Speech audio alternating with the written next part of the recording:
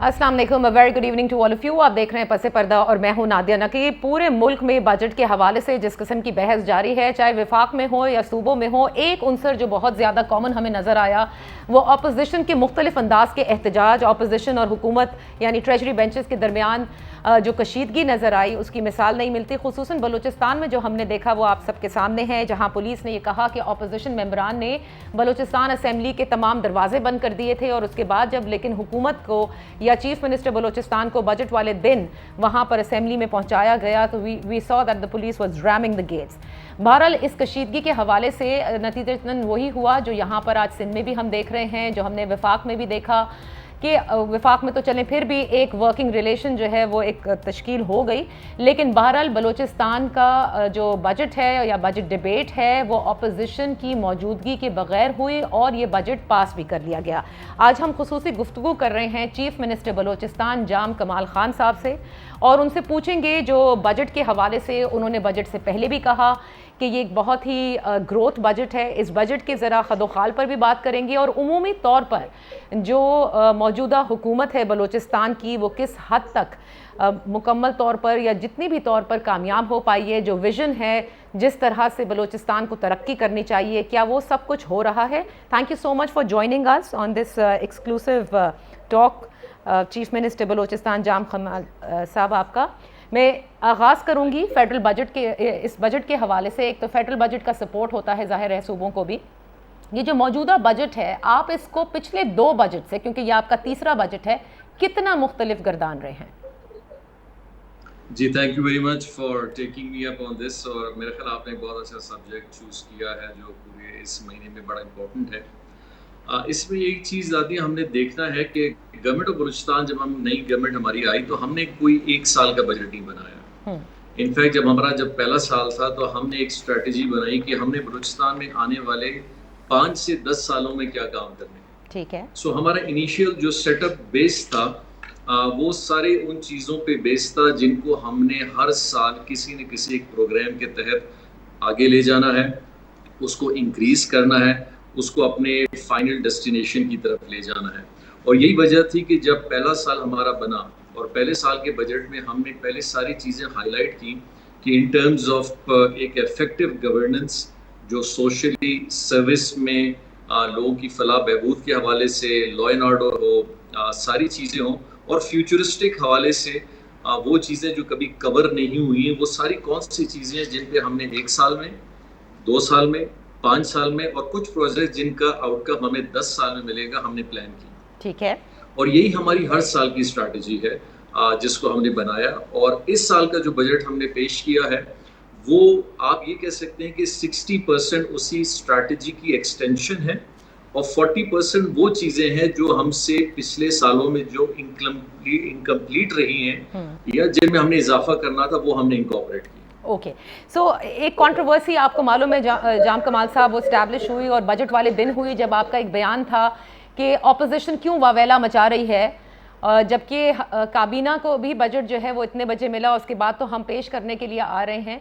तो ये सब ने सवाल उठाया and probably you provided that impetus कि फिर ये बजट बनाया किसने? Would you like to elaborate on this? मैं आपसे इंशाल्लाह जी एक वीडियो भी शेयर करूंगा। असल में वो जो प्रेस कॉन्फ्रेंस मेरी थी फौरन बजट के बाद, उस बात को लोगों ने बड़ा गलत तासुर से लिया है। देखिए बड़ा सिंपल सा है, मैं जल्दी में बताना आपको भी चाहता हूँ।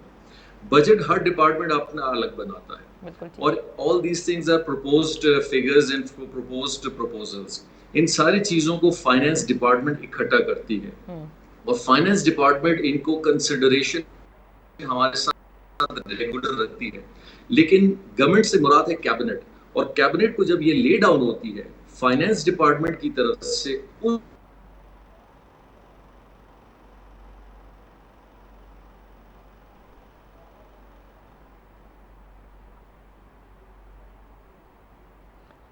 में इसको डाउन करते हैं। तो ये एक सवाल बड़ा अजीब सा उठा के जी ना सीएम को बजट का पता है ना मेंबर्स को पता है।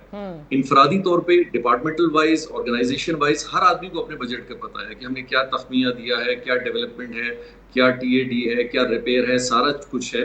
लेकिन एज अ प्रोविंस का कंसोलिडेटेड एक बुकलेट में फॉर्म जो आता है जिसे हम डिफरेंट वॉल्यूम्स पे करते हैं वो उसी दिन फाइनेंस डिपार्टमेंट ले करती है कैबिनेट के लिए। और इसकी एक बहुत बड़ी लीगल रीजन भी है that the cabinet is the first body which is entitled to see that proposal from all the departments और फिर उसको हम मंजूर करते हैं। तो उन्होंने फिर ये कहा कि जी बजट तो किसी ने देखा ही नहीं है। मैंने कहा जी इनफरादी तौर पे हर इंसान ने अपना बजट जरूर देखा होगा, लेकिन एज अ होल इस फॉर्म में, बजट फॉर्म में पहली दफा उधर ले होता है। ठीक है। और फिर वो मैंने एक वीडियो भी शेयर की है जिसमें तकरीबन जनवरी से हम लोग स्टार्ट हैं और यहाँ आ रहे हैं और इस प्रोजेक्ट्स में, इस पूरी पीएसडीपी में 6 महीने से मीटिंग्स कर रहे हैं। बिल्कुल सही है। 237 अरब के करीब इस मर्तबा जो अगले माली साल का आपने बजट जो है वो पेश किया पीएसडीपी तरक्याती मद में, और आपने फ्लोर ऑफ द हाउस पे कहा कि हर बलूचिस्तानी क्या चाहता है, सड़क चाहता है, स्कूल चाहता है, यूनिवर्सिटी चाहता है, मेडिकल कॉलेजेस चाहता है, रोड इंफ्रास्ट्रक्चर चाहता है, ब्रिजेस चाहता है, सेहत कार्ड चाहता है। लेकिन सवाल आपकी कारकर्दगी पर उठेगा जाम साहब, क्योंकि पिछले 3 सालों में अगर आप पीएसडीपी लैब्स देखें तो वो तकरीबन 100 अरब का बन रहा है, जिसमें फर्स्ट तो चले इंटरिम गवर्नमेंट का था, देन द अदर 2 बजट्स। तो इस 100 अरब के लैब्स को क्या स्टडी किया गया है कि व्हाई वाज इट लैब्स? क्या वो स्कीम सही नहीं थी? क्या अंडर डेवलप्ड बलूचिस्तान इस किस्म की फाइनेंशियल सपोर्ट या ये स्कीम्स जो हैं वो डिजर्व नहीं करता? गवर्नमेंट ऑफ बलूचिस्तान ने अपनी पूरी ऑथराइजेशन जो फाइनेंशियल टर्म्स की इस पीएसडीपी की थी वो 75 बिलियन रुपीस पे रखी थी और हम उसको तकरीबन 75 to 80% खर्च कर चुके हैं। सो ये जो 100 अरब का फिगर है, और इनफैक्ट पिछले साल अगर आप जाएं, we were the only province पूरे पाकिस्तान में शमूलियत वफाकी हुकूमत के भी कि 2 बजट सबसे ज्यादा अपना बजट एक्सपेंस करना, उसको यूज करना हमारी गवर्नमेंट थी। अच्छा, और देखिए एस्टिमेटेड फिगर्स बिल्कुल अलग होते हैं। ठीक है। हमारा पूरा बजट वफाक का सूबों का एस्टिमेटेड फिगर्स पे बनता है Right. कि इतने पैसे आएंगे, इतना खर्चा होगा। तो ये जो फिगर्स का मैं जिक्र कर रही हूँ जो 100 अरब का है वो फाइनेंशियल तो ये मैं क्लियर कर दूं बात की जानिब से है। There is no such thing as labs, और ये फिगर्स जहां से भी आई है बड़े गलत फिगर है। मैं वही आपको बता रही हूँ कि फॉर्मर फाइनेंशियल सेक्रेटरी ने बकायदा इसके ऊपर एक एनालिसिस दिया है आपकी बजट पर कि 100 अरब हमारे पास लैब्स हो जाते तो आज तो हम इससे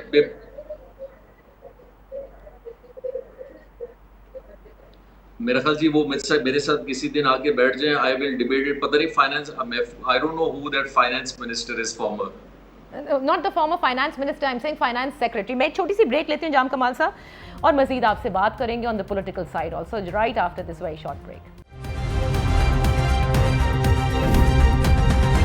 वेलकम बैक। खुसूसी गुफ्तगू कर रहे हैं चीफ मिनिस्टर बलोचिस्तान जाम कमाल खान साहब से मौजूदा बजट के हवाले से। जाम साहब, आपने पूछा था, मैंने कहा फॉर्मर फाइनेंस सेक्रेटरी हैं महफूज अली खान साहब, उन्होंने बाकायदा अपना पूरा एनालिसिस दिया है और उन्होंने कहा बड़े माइल्ड टर्म्स में वो लिख रहे हैं कि वो फाइनेंशियल डिसिप्लिन नज़र नहीं आया आपकी हुकूमत में जो 3 साल में नज़र आना चाहिए था। आप नहीं समझते कि वहाँ के तरक्याती कामों की जो एलोकेशन है that is pretty less than it should have been and quite less?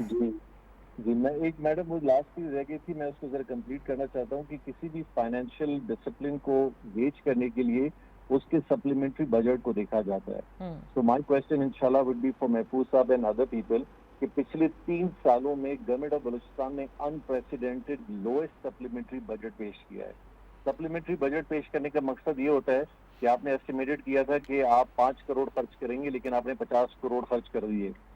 तो लिहाजा ये 3 बजट्स और इंशाल्लाह हमारा जो नेक्स्ट बजट आएगा ये अनप्रेसिडेंटेड होगा कि सप्लीमेंट्री बजट हमारा सिर्फ 4 अरब का है। ये महफूज साहब महफल इसको समझ सकेंगे। बिल्कुल सही बात है। सेकंड चीज एलोकेशन है।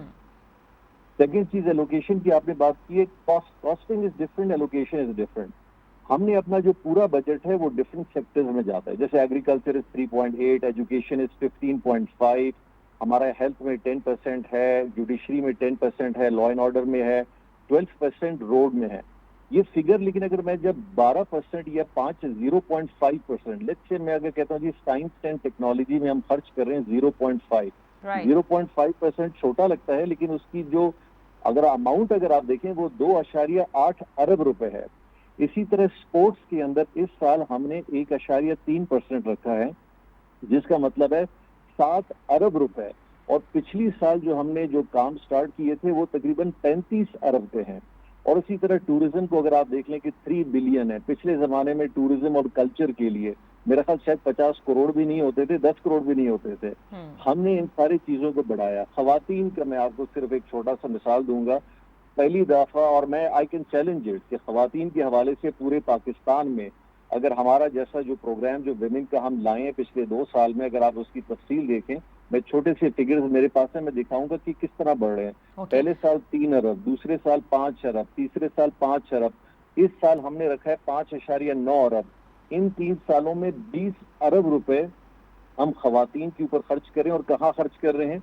विमेन सेंटर्स बना रहे हैं, इंक्यूबेशन सेंटर्स बना रहे हैं, उनके लिए बाजार बना रहे हैं, टेक्निकल ट्रेड एरियाज बना रहे हैं, और इस तरह के नए इन्वेंशन हमने स्टार्ट किए हैं जो विमेन में कभी पहले कॉन्सेप्ट बलूचिस्तान में नहीं, मैं पाकिस्तान में भी शायद आपको बड़ा कम ही मिलेगा। अच्छा। तो इस एलोकेशन को इस लिहाज से आप देखें कि रोड, हेल्थ, एजुकेशन और इंफ्रास्ट्रक्चर, ये कुछ चीजों में ऐसे भी कंपोनेंट्स हैं जिन कंपोनेंट्स वो उस डिफरेंट डिपार्टमेंट्स के हैं, लेकिन सेक्टर उसका है। ओके। रोड में बिल्डिंग कोई और होगा लेकिन सेक्टर हेल्थ का होगा, विमेन बन रहा होगा, आईटी बन रहा होगा, लेकिन शो हो रहा होगा इंफ्रास्ट्रक्चर के अंदर। ठीक है। तो दीज एलोकेशंस मैं आपके साथ फिर शेयर कर लूंगा, और ये हम 3 साल का डेटा भी फराम कर रहे हैं कि इन पिछले 3 सालों में हर इस सेक्टर में हमने कितना रखा और कितना कंज्यूम। तो फिर जब इतनी अच्छी डेवलपमेंट भी हो रही है, यू आर सेइंग, आपने बिल्कुल सही से उस परसेंटेज और कॉस्टिंग को एक्चुअली जो है वो एक्सप्लेन किया, क्या वजह है कि ऑपोजिशन मुस्तकिल कंप्लेन कर रही है और कहती है कि जाम साहब जो हैं वो हमारी कॉन्स्टिट्यूंसीज में नहीं स्पेंड करना चाहते? Are you holding to that जो आपने फ्लोर ऑफ द हाउस पे भी कहा कि लास्ट बजट में जो हुआ that took it to the supreme court? मैं जी उसमें बता दूं, सबसे बड़ी जो वजह यही है कि हम उनके हलकों में खर्च कर रहे हैं। देखिए, प्रॉब्लम न खर्च करने का नहीं है, पिछले 2 साल से जो उनके हलकों में हम खर्च कर रहे हैं, दैट इज पिंचिंग देम। वजह उसकी ये है कि पिछली गवर्नमेंट जब भी आती थी तो वही अमूमन एक फार्मूला बनाते थे कि जो गवर्नमेंट के हलके हैं उनके अंदर खर्च करना है और जो अपोजिशन के हलके हैं उनमें खर्च नहीं करना। हमने आज इसको रिवर्स साइकोलॉजी की है। हमने कहा बलूचिस्तान के हर जिले में खर्च होगा, बशमूलियत उनकी भी जो अपोजिशन की है। मैं आपको गिना देता हूँ। पिशीन के अंदर 3 सीटें हैं, 3 अपोजिशन की हैं। क्वेटा के अंदर 5 सीटें से 6 सीटें अपोजिशन की, हमारी बीएपी की एक भी नहीं है। खुजदार के अंदर 3 सीटें अपोजिशन की, हमारी एक भी नहीं है। किला अब्दुल्ला के अंदर 1 अपोजिशन की है।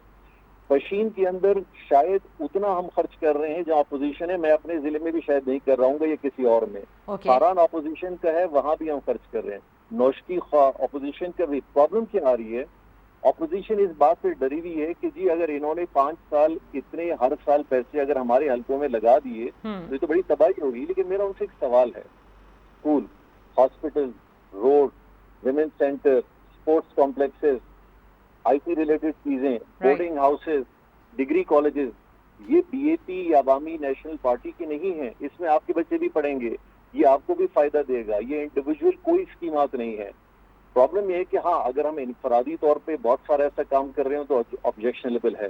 लेकिन आप हमारा अगर पोर्टफोलियो पूरा देखें पीएसडीपी का, these are works for all the districts in Balochistan. ठीक है। अब उनको यही खदशा है कि ये अगर चीजें इम्प्लीमेंट हो गई तो हो सकता है कि उनकी जो पॉलिटिकल स्टैंडिंग है वो बड़ी वीक हो जाएगी, और मैं आपको बताऊं हो गई है। अच्छा, आपको हम 35 अरब रुपए 2 साल में खर्च कर चुके हैं। इस साल में हम 10 अरब और ला रहे हैं, तो ये 50 अरब का तकरीबन एक पोर्टफोलियो हमारा बनने जा रहा है। जाम कमाल साहब, एक छोटी सी चीज बस पूछना चाहूंगी, then I would like to move your relation with your allies also, कि ऑपोजिशन के साथ इस वक्त जो मामलात हैं उसमें बेहतरी की क्या उम्मीद है? बीइंग गवर्नमेंट एंड आपको रिसेप्टिव ज्यादा होना है, जाहिर है। फिर ये भी है कि बाप पार्टी रातों रात बनी, तो अगर ऑपोजिशन को ऑन बोर्ड लेकर नहीं चलेंगे तो डेमोक्रेटिक कल्चर की एब्सेंस का और ज्यादा कहा जाएगा। देखिए, आप पिछले 3 बलूचिस्तान की ऑपोजिशन के साथ बिहेवियर का अगर हम पिछले 3 साल का रिकॉर्ड लगा लें, इससे अच्छी गवर्नमेंट मेरा ख्याल कोई नहीं आई है जिसने बड़े अच्छे ताल्लुक ऑपोजिशन के साथ रखे हों। वो अलग बात है कि ऑपोजिशन अगर ना माने, लेकिन ये हालिया कशीदगी का आउटकम क्या होगा? इसको किस तरह से ठीक करेंगे? जी देखिए, ये हालिया जो सिचुएशन इन्होंने क्रिएट की है, ये सिर्फ एक पॉलिटिकल डाई डाउन की तरफ जो अपने आप को देख रहे हैं। और आप इस बात से अंदाजा लगाएं कि पिछले 10 साल से थानों में बैठे हैं। पहले तो इनके 4 एमपीए, 1 एमपीए कहीं गिरफ्तार होते थे, पूरा बलूचिस्तान बंद हो जाता था। आज इनके अपने हलकों से लोग नहीं निकल रहे। आज इनकी अपनी पार्टी के एमपीए जाके प्रेस कॉन्फ्रेंसेस कर रहे हैं कि हमारी पार्टी गलत पॉलिसियां बना रही है, गलत लोगों को सेनेट में ला रही है, गलत मैकेनिज्म पे काम कर रही है। जिस मंसूबे के तहत ऑपोजिशन आई थी, खासकर बीएनपी मेंगल, उस स्टांस को ये छोड़ चुके हैं। हम उनके हलकों की तरफ आज काम कर रहे हैं। लेकिन तो सर देखिए, ये भी हमें तो तारीख में नहीं हुआ। बलूचिस्तान की असेंबली में बिल्कुल वॉकआउट करती है ऑपोजिशन बजट में, ये तो उनका एहतजाज का हक होता है, लेकिन इस मर्तबा तो उनकी एब्सेंस में डिबेट भी हो गई, बजट भी पास हो गया। देखिए, हमने उनको ना तो बंद किया, एफआईआर उस इंसिडेंट के बाद एफआईआर कटी, क्योंकि असेंबली के अंदर आए, बहुत सारे लोगों को लाए, तोड़-फोड़ हुई, और दैट्स अ नेचुरल वे कि असेंबली अपना एफआईआर तो कटवाएगी, कानून का तरीकेकार भी है, क्योंकि बहुत सारे और भी लोग थे। अब एफआईआर कटने के बाद हमने तो उनको नहीं कहा कि आप गिरफ्तारियां दे दें, वो थाने में जाके खुद बैठे हुए हैं, वहाँ प्रेस कॉन्फ्रेंस भी कर रहे हैं, खाना भी खा रहे हैं, दावतें भी कर रहे हैं, मजे भी ले रहे हैं, और कहते नहीं जी हम असेंबली में नहीं जाएंगे, यहीं बैठे रहेंगे। और आप असेंबली में बात करना चाहते हैं and you demand an apology for that. देखिए, मैं अपॉलजी जाम कमाल के ऊपर हमले की नहीं चाहता हूं, मैं अपॉलजी उनसे ये चाहता हूं कि उनके वर्करों ने जो तोड़-फोड़ असेंबली की बेइज्जती की है, वो सिर्फ उसकी अपॉलजी करें। ओके, कमिंग टू योर क्या कहते हैं, जो आपके इत्तेहादी हैं, मैं ये जानना चाहूँगी, बड़ा कुछ हुआ जब प्राइम मिनिस्टर भी आए थे, उनकी पार्लिमानी पार्टीज का पूरे मेंबरान भी गए थे, पार्लिमानी लीडर पीटीआई का इस्तीफ़ा, ऑफ कोर्स एजुकेशन मिनिस्टर आपके, क्या वो इस्तीफ़ा एक्सेप्ट हो गया?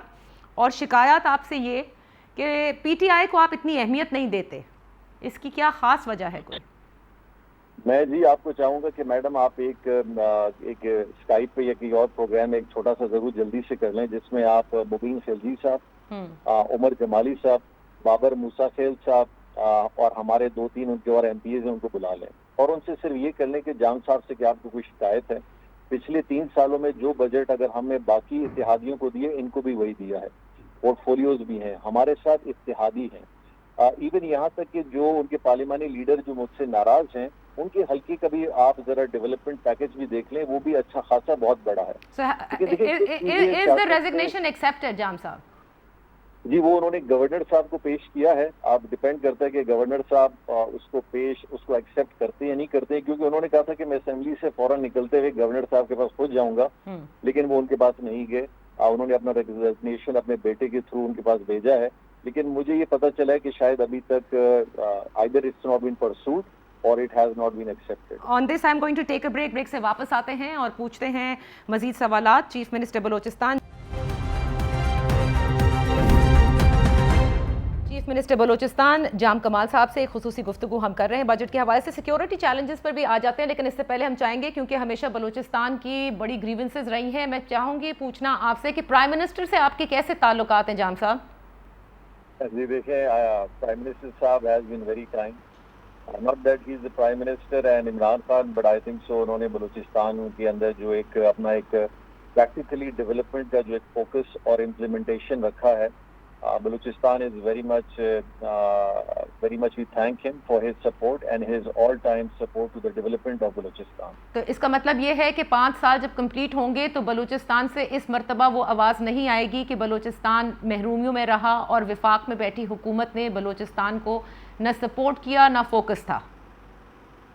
मैं जी बहुत हद तक कह सकता हूँ कि इंशाल्लाह अगर इन 5 साल में ये सारे फेडरल प्रोजेक्ट्स और सूबाई प्रोजेक्ट्स कंप्लीट हो गए, एक बहुत हद तक हम बलूचिस्तान की महरूमियों को दूर करने में इंशाल्लाह कामयाब हो जाएंगे।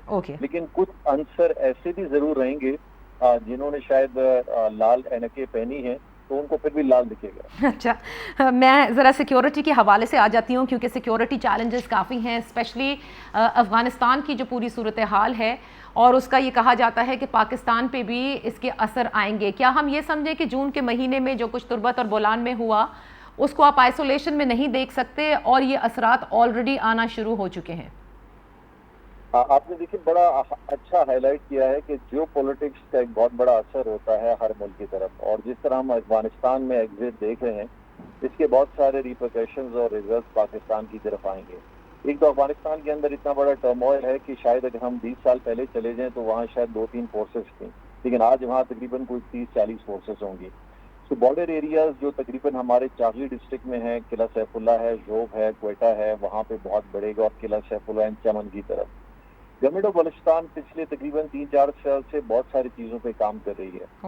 खासकर लॉ एंड ऑर्डर की सिचुएशन पे जो हमारा लेवीज फोर्स है एंड पुलिस फोर्स, दोनों पे हम बहुत बड़ी इन्वेस्टमेंट हर लिहाज से कर रहे हैं। Infrastructure, technology, human resource, new departments, intelligence with in CTD and many more.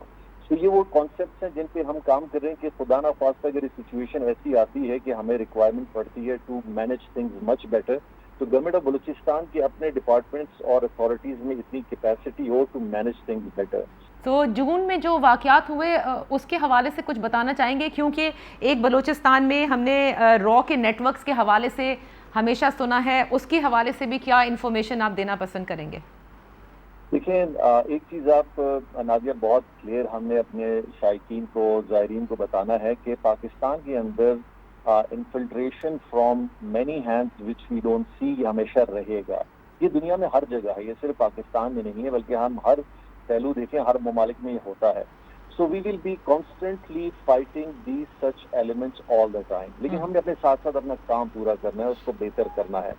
We have to do our best और ऐसी चीज़ों को स्लोली एंड ग्रेजुअली एलिमिनेट करना है, चाहे वो रिलीजियस फैक्टर के हवाले से हो, एथनिक हो, एंटी स्टेट हो, इन्फिल्ट्रेटेड हो, या इवन फाइनेंशियली लोग हो जिनको हायर किया गया है कि आपने पाकिस्तान के अंदर एक केओस पैदा करना है and whatever chaos you will do will pay you for that. अब उनके लिए कहीं जाके बॉम्ब रख देना या कहीं आईडी रख देना या कहीं फायरिंग कर देना और 5 लाख 10 लाख 20 लाख के ऊपर है, तो इस तरह के लोग 22 करोड़ की आवाम में तो आपको बहुत सारे मिल जाएंगे। लेकिन हम अपने जिस तरह सिस्टम्स को बनाते जा रहे हैं, safe cities, smart cities, CCTV, CTD का मैकेनिज्म, लेवीज का मैकेनिज्म, पुलिस का, इंटेलिजेंस का, जैसे जैसे इसको हम ऊपर उठाएंगे वो चीज़ें आस्ते आस्ते नीचे की तरफ जाएंगी। अच्छा, तो अच्छी बात है कि अगर इसके ऊपर खूब काम हो रहा है। बीइंग फ्रॉम बाप पार्टी, जाहिर है कि एक बलूचिस्तान के हवाले से एक पूरी आप कह सकते हैं कि chief executive of the province इतने फैसले नहीं ले सकता जितना मुक्तदर हल्के लेते हैं, और BAP party is supported by the मुक्तदर हल्कास। So I would just want to ask you, you are on board on everything and as chief executive as free to take decisions or not? देखिए, ये परसेप्शन इसको थोड़ा तोड़ना पड़ेगा, और वो परसेप्शन मुझे तो समझ में नहीं आता कि कभी कभी परसेप्शन आता है कि जो हुकूमती हल्के हैं उनको कुछ और लोग मैनेज कर रहे हैं, फिर एक परसेप्शन आता है कि नहीं जो हुकूमती हल्कों से बाहर हैं उनको मैनेज किया जा रहा है। सो आई थिंक सो हम इस मिथ के अंदर इतने ज्यादा हैं कि maybe if something is like 5% we are exaggerating it to 67%। Balochistan में देखिए, एक चीज हमें बड़ी गौर फिक्र के साथ सोचना चाहिए कि Balochistan is very different from Sindh, Punjab, somehow close to KP। Reason being ये लड़ाई का एक जोन रहा है, अफगानिस्तान ईरान बॉर्डर पे है, यहाँ पे इंटरनेशनल प्लेयर्स हैं, यहाँ पे बहुत सारी ऐसी चीजें हैं और बहुत सारे ऐसे मामलात हैं जिनको बहुत डिफरेंट पर्सपेक्टिव और चीजों पे देखा जाता है, और हमारी काबीना इनका फैसला करती है। और आम सेनेट का आपके पास एक बहुत अच्छा रिसेंटली जो हमने सेनेट किया है, इससे पहले हमारे सेनेटर्स आए हैं, बहुत सारे फैसले किए, ये उसकी अक्कासी करता है। Which of course brings me to Senator Usman काकर साहब, जिनकी मौत के हवाले से जुडिशल कमीशन जो है वो तश्कील देने की इस्तदा की गई, उसमें जजेस के नाम दिए गए।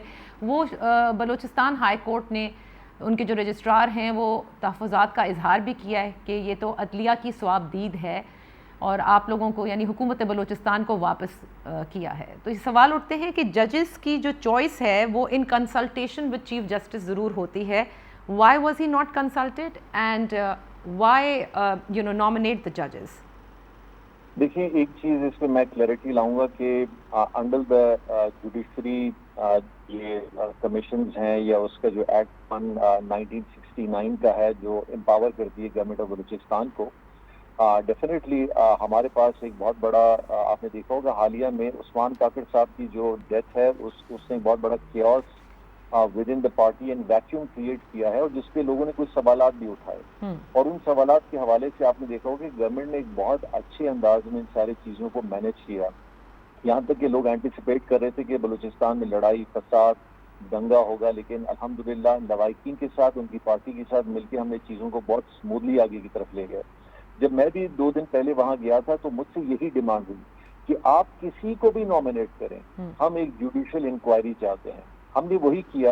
देखिए, हमने अपने सामने कुछ नाम रखे, हमने जुडिशरी के रखे, and trust me these are the people जिनके ऊपर क्रेडिबिलिटी बहुत बड़ी बनती है। और अगर आप सीनियर मोस्ट जजेस के नाम के अलावा किसी और के नाम अगर देते हैं तो डेफिनेटली मेरे ख्याल हम एक बहुत बड़ा एक और पेंडोरा बॉक्स खोल रहे हैं कि हम ये नामों को बार बार चेंज क्यों कर रहे हैं। इन नामों पे मेरे ख्याल किसी को ऑब्जेक्ट नहीं होना चाहिए। हाँ, they are part of the high court judiciary और मेरे ख्याल we should keep our trust, और नहीं है तो आप लेट डाउन कर दें, आप 2 नाम और दे दें, हम उनका नोटिफिकेशन जारी कर देते हैं। सही। क्या आप बता पाएंगे कि इन 3 सालों में जो आपके दौरे हुकूमत है उसमें मिसिंग पर्सन्स की फैमिलीज के कितने मसाइल को आप हल कर सके? मिसिंग पर्सन्स को हम एड्रेस करेंगे और उस पर हम बात करेंगे। प्रोविंशियल गवर्नमेंट, उनकी पार्टी, फेडरल गवर्नमेंट ने भरपूर अंदाज में हर पहलू को मद्देनजर रखते हुए इन सारी चीज़ों पे बड़ा काम किया। और मेरे ख्याल से आप अगर उनकी पार्टी से पूछ लें कि इन लास्ट 3 सालों में जितने भी मिसिंग पर्सन्स के हवाले से जो चीज़ें वापस आई हैं या जो लोग वापस आए हैं या जो भी लोगों ने सरेंडर किया है, उसकी तादाद शायद मेरे ख्याल उसकी मिसाल माजी में इतनी नहीं मिलती है। लेकिन हमारा एक बहुत बड़ा प्रॉब्लम है कि मिसिंग पर्सन अभी तक सही किस्म से आइडेंटिफाई हो भी नहीं रहा। पार्टीज अपना एक मौक़िफ़ रखती हैं, एक यूएन चार्टर का मैकेनिज्म है वो अलग डिफाइन करती है। कुछ लोग जो इस पूरे कैंपेन में पिछले 10-15 सालों में हैं वो डिफरेंट फिगर्स बताते हैं। कुछ नाम है जो मिसिंग्स में आते हैं, लेकिन फरारी जब सरेंडर हो जाते हैं तो उनमें वो नाम भी आ जाते हैं। कुछ लोग अब बाकी मुल्कों में हैं और वहाँ से जब पता चलता है कि दे आर देयर, वो भी मिसिंग लिस्टों में होते हैं। लेकिन आई बिलीव कि इन दीज 3 years एक बहुत कॉम्प्रीहेंसिव वे में ऑल पॉलिटिकल पार्टीज के साथ एक मैकेनिज्म डेवलप हुआ है, उनको एतमाद में लिया गया है, उन्होंने भी बड़ी एफर्ट्स की हैं, गवर्नमेंट ने भी की हैं, और बहुत सारी चीज़ों को बलूचिस्तान नेशनल पार्टी मेंगल, बहुत सारी पार्टियों ने क्लेम किए हैं कि जी ये हमारे लोग वापस आ गए और इसमें हमारा एक बड़ा किरदार रहा है। तो मेरे ख्याल उनको इस बात को एक्सेप्ट करना होगा कि इन 3 सालों में इसमें बड़ी पॉजिटिव पेशरफ्त हुई है और चीज़ों में हमने बहुत बेहतरी देखी है। वरना उन्होंने जो ज़ाहिर है जिस मुआहदे के तहत वो हुकूमत का विफाक में साथ दे रहे थे, उन वादों पे वफा ना होने का कई बार उन्होंने जिक्र भी किया। आप कहते हैं यकीनन इस हवाले से हम मज़ीद तफसीलात उनकी जमातों से भी लेंगे। लेकिन जाम साहब, towards the end of this there are so many other things that I would like to discuss, but because there is constraint of time, 18th amendment पर मैं आपके व्यूज़ लेना चाहूँगी। क्या आप समझते हैं कि इस 18वीं तरमीम के बाद आप बहैसियत chief executive of a province ज़्यादा महसूस करते हैं कि इस प्रोविंशियल ऑटोनॉमी से सूबे के मामलात ज़्यादा अच्छे चल रहे हैं और ज़्यादा बेहतर तरीके से सूबा प्रोग्रेस कर सकता है? देखिए, 18वीं तरमीम डिसेंट्रलाइजेशन इज द की। जैसे कि मैं तो ये समझता हूँ कि डिसेंट्रलाइजेशन जो हमारे पास हुई है, फिर हमारे से डिस्ट्रिक्ट्स में होनी है, डिविजन्स में होनी है, वो हम यानी कि बतरतीब करते जा रहे हैं। इसकी बड़ी ज़रूरत होती है और हमें ये चीज़ें देखनी चाहिए कि डिसेंट्रलाइजेशन या 18वीं तरमीम का मेन मकसद क्या है। खुद मुख्तारी, फाइनेंशियल खुद मुख्तारी, एडमिनिस्ट्रेटिव मुख्तारी हमेशा से रही है। फाइनेंशियल जो भी बजट मिलता था सूबा खुद स्पेंड करता था। 18वीं तरमीम के बाद हमने कुछ चीज़ों में देखा कि फेडरल के बहुत सारे इदारे जो हैं वो प्रोविंसेस की तरफ आ गए, जिसमें आप ये कह सकते हैं एग्रीकल्चर है, हेल्थ के कंपोनेंट्स हैं, हायर एजुकेशन की तरफ चीज़ें हैं। ये बड़ा अच्छा पेश रफ्ती है, लेकिन साथ साथ थोड़ा सा वक्त लगेगा प्रोविंसेस को अपने पैरों पे खड़े होने के लिए। जाम साहब, इन 3 सालों में when you look back, you share your success stories कि आप कहाँ कहाँ काम कर रहे हैं और किस कंफर्टेबल जोन में आप समझते हैं कि 5 साल में आ जाएंगे। When you look back, what is this one biggest mistake or a failure I'd say जो आप कहते हैं कि this regret rather कि ये नहीं होना चाहिए था? देखिए, अल्हम्दुलिल्लाह मैं जो हमारी सारी एफर्ट है इसमें हम रिग्रेट तो कोई नहीं करते क्योंकि we been putting our level best. लेकिन मैं ये ज़रूर समझता हूँ कि इन 3 सालों में अगर हम 2-4 ना होते कुछ चीज़ों से तो गवर्नमेंट ऑफ बलूचिस्तान ज़्यादा अच्छी परफॉर्मेंस और भी दिखा रही होती। एक, अननेसेसरीली हमारे बजट को बार बार अपोजिशन जो है हाई कोर्ट और सुप्रीम कोर्ट की तरफ चैलेंज करके ले गए, एक वो बड़ा फैक्टर था। सेकेंडली, आई फील कि बलूचिस्तान में ह्यूमन रिसोर्स कैपेसिटी को डेवलप करना, उसकी ग्रोथ को मजीद ऊपर ले जाना, वो अगर हमारे पास एक पोटेंशियल और ज़्यादा बेहतर होता तो I could have taken things more further what I have already taken. And the third is कि COVID pandemic एक ऐसा इशू था, I think so the whole world wishes कि ये ना होता। तो इन सब चीज़ों में जो ना होने वाली बात है, मैं ये कह सकता हूँ कि काश कोविड ना होता। काश कोविड ना होता। आपने ह्यूमन कैपिटल की बात की और सीपैक का ये फेज, इसमें प्राइम मिनिस्टर ने बार बार ये कहा है कि ह्यूमन कैपिटल के ऊपर इन्वेस्ट किया जाएगा। How much do you now see, क्योंकि अर्ली हार्वेस्ट जो थी सीपैक की उसमें बलूचिस्तान पीछे था, couldn't extract much of it. But now do you feel, as far as CPEC is concerned, वो good share Balochistan is getting? जी, फेडरल स्कीम्स के हवाले से जो चीजें हैं उसमें मैं जरूर ये करता चलूं कि पिछली गवर्नमेंट्स ने तो सीपैक में बलूचिस्तान को कुछ ना दिला सके और ना उसके लिए काम किया। आपको नादिया पता है कि this is a whole mechanism how you get things approved from China and from the banks and many other things. लेकिन मैं प्राइम मिनिस्टर साहब को कांग्रेचुलेट करना चाहूंगा कि इन 2 सालों में जो सीपैक में चीजें रह गई थी, जो इंफ्रास्ट्रक्चर रह गया था, जो रोड्स, बिल्डिंग, हॉस्पिटल, डैम्स, बाकी चीजों में बनना था, वो नहीं हुए, वो इन्होंने की। जिसकी छोटी सी मिसाल मैं आपको देखता हूँ कि जो सीपैक में जिस चीजों को होना था नहीं हुआ, फिर भी कली रोड, पुरसाब आरार रोड, जियारत का रोड है, हरनाई संजावी रोड है, जल जाऊ का है, डैम्स का है, तुरबतमन रोड है, लोरलाई है, फेरर आगा है, कंस्ट्रक्शन ऑफ ये जो हमारा जिसे हम मगरबी रूट कहते हैं, चमन से लेके क्वेटा, क्वेटा से लेके कराची का ड्यूल कैरेज है, पंजगूर आवाराम के अंदर डैम्स हैं, बॉर्डर ट्रेड मार्केट्स हैं। इन चीजों ने सीपैक में होना था। लेकिन अच्छा, यहाँ तक कि सीपैक में ये भी होना था कि जो एक्सप्रेस वे है, जो ग्वादर का है, जो फिशरमैन के लिए, वो भी इस गवर्नमेंट ने आके काम किया। तो हम थोड़ा सा डेफिनेटली इस बात में डेफिसिट में गए हैं कि पिछली 2013 से 2018 में जो गवर्नमेंट्स थी, उन्होंने बलूचिस्तान के सीपैक को इंफ्रास्ट्रक्चर में अर्ली हार्वेस्ट में लाने में अपना किरदार प्ले नहीं किया, और अगर किया भी तो वो इतना डिले प्ले किया कि उसके तहत कोई काम नहीं हो सका। लेकिन अब सूबाई और वफाकी हुकूमत मिल के तकरीबन 1000 अरब रुपए का ये 3 साल का पैकेज है जिस पे काम हुआ है, जिसके तहत हाईवेज, डैम्स, इंफ्रास्ट्रक्चर, ये सारी चीजें इंशाल्लाह अगले 5 से 7 सालों में यहाँ बनेगी। Thank you so much for your time.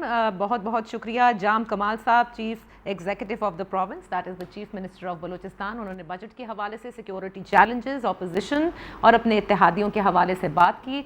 Very comfortable feels के काफ़ी कुछ कर लिया गया है और बहुत कुछ इन 5 सालों में कंप्लीट हो जाएगा, जिसमें कंफर्टेबली ये कहा जा सकेगा कि बहुत हद तक बलूचिस्तान की महरूमियाँ जो हैं वो दूर हो गई। इजाज़त दीजिए, अल्लाह हाफिज़।